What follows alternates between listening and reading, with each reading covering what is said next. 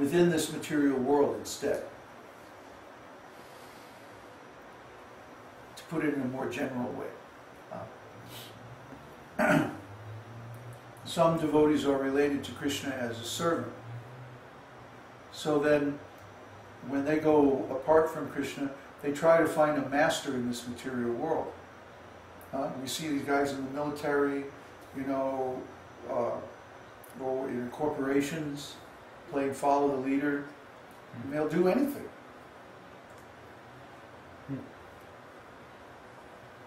We see them in religious organizations, you know, doing sometimes really nonsense things on the plea of pleasing the leader, the master. And so they're trying to relish the same rasa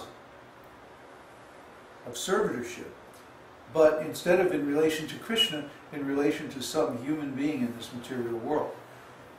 Same thing with friendship, parenthood, conjugal love, whatever the sthāyi bhava of that particular devotee is, they will try to satisfy it within this material world by seeking out places, situations, relationships that allow them to relish that taste in a material context.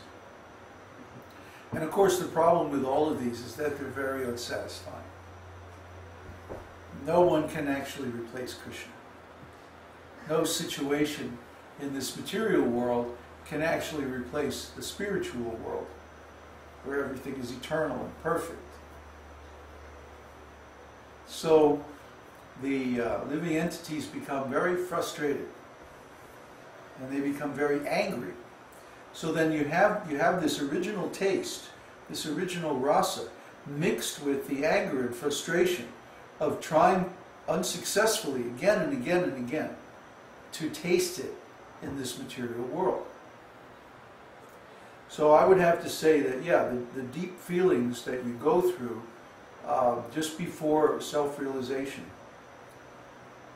have very much to do with one's actual spiritual nature, his or her sthāyi bhava, or permanent relationship with Krishna. But they get covered over by this tremendous pain of trying again and again and again in this material world to satisfy them and not being successful. It's not just this lifetime, but many, many, many lifetimes before this one, where the person has been trying again and again, banging their head up against the wall of this material energy and failing again and again and again. Yeah, and then taking another birth and thinking, oh, this time I'll be able to get it, you know. Maybe I'll go to the heavenly planets, that's it, you know. And then that doesn't work, and then they have to go, I mean, it's just horrible. So I'm trying to make the description as general as possible for different types of devotees. But specifically in the mood of conjugal love, in this material world, you know, there's so much cheating around intimate relationships, so much lying, you know. I'll love you forever. No, nobody can love forever, not in this material world. Even people who really genuinely like and care for one another, after so many years with each other, it becomes a routine. You know, it's boring. It's ordinary. You get to know everything, you know, every little imperfection of the person's body, mind, personality, and actions, and so on like that. You know, and after a while it's like, you know, oh no, I know what he's going to say. He's going to say, and then he says it, and you go like, ah, I knew he was going to say that. You know, and no one or no relationship in this world can maintain its charm indefinitely. So we always reach a point where we become like fed up, you know, and frustrated, and it's like, then if we don't know what's going on, we'll think, oh, maybe if I try somebody else, and then so maybe there's an affair, or there's, you know, some cheating, or some, looking around on the internet or whatever, and then this creates a strain in the relationship, and oh, here we go again, So these material relationships can never give the taste that we're looking for, because we are looking for Krishna. And Krishna is perfect. So when we finally realize this begins the healing process. But still, there's a lot of stuff that you have to go through because of past experiences. You know how the mind works. As soon as you come in contact with something that reminds you of a past painful experience, the mind will come up with the whole thing and then try to identify that with the present situation. You see? And the closer you get to Krishna, the more the mind will bring up all these past painful experiences and try to convince you that, oh, you're going to be cheated, oh, this is never going to work, oh, you're going to get hurt again, oh, it's going to be the same thing again and again. Because that's how the mind works. The mind works by association. So when you get in a situation where you're getting close to Krishna and you're starting to feel real affection for Krishna, real love for Krishna, then the mind will come up with all these, oh, remember the last time you got to this point and then it all fell apart and you got cheated and the same thing's going to happen again and then.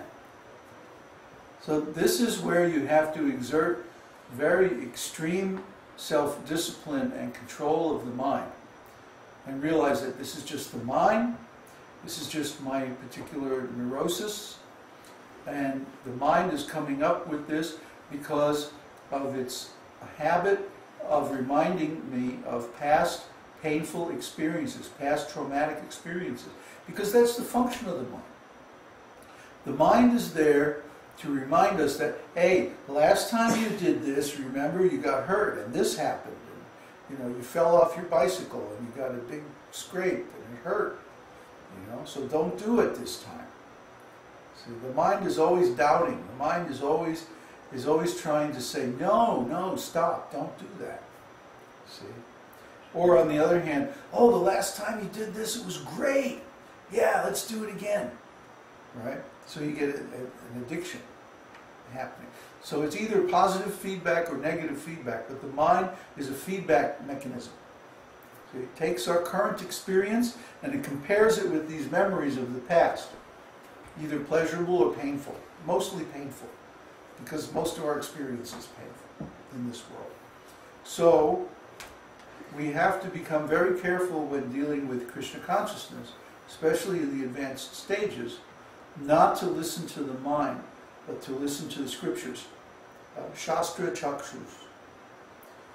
See through the eyes of the scriptures. And through the eyes of the scriptures, we can understand what's happening, is that as we advance in devotional service, so many of these previous experiences are going to come up, and we're going to have to defeat them. Defeat the mind. And say, no, this does not apply. Because in the past, their experience was in relation to some mundane person. And this experience now is in relation to Krishna. So that similarity doesn't apply because Krishna is perfect. And after we get many years of experience of working with Krishna, we'll actually understand his character and how reliable he is and how firm his promise is and how merciful he is and how kind. And we'll grow to trust Krishna so that when things get rough, just like if you have a good strong friendship or a good strong marriage, even if things get rough, you don't consider, just to break it up. You say, well, things are a little rough now, but we got through it before and we'll get through it again. See, that's a good, strong relationship because it's based on the firm commitment.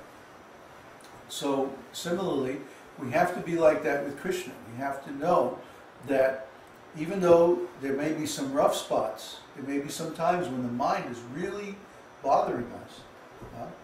Krishna, every time that we were sincere in the past, we got a good result from Krishna. Krishna was able to fulfill his promise. Similarly, he's going to do it again this time. He's going to really give us what he promised.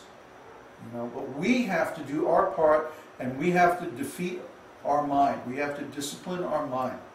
That this is not the same. You're thinking that this is the same as that last time, but no. And the difference is, this time we're falling in love in relation to Krishna. And Krishna is not like that other person. Krishna will never become boring. Krishna will never become old. Krishna will never have a fault or a failure. Krishna is all victorious, all perfect. So if we fall in love with Krishna, it's not going to be the same as the last time. This time it's going to work. And we have to be very firm with the mind. Bhaktisiddhanta used to say,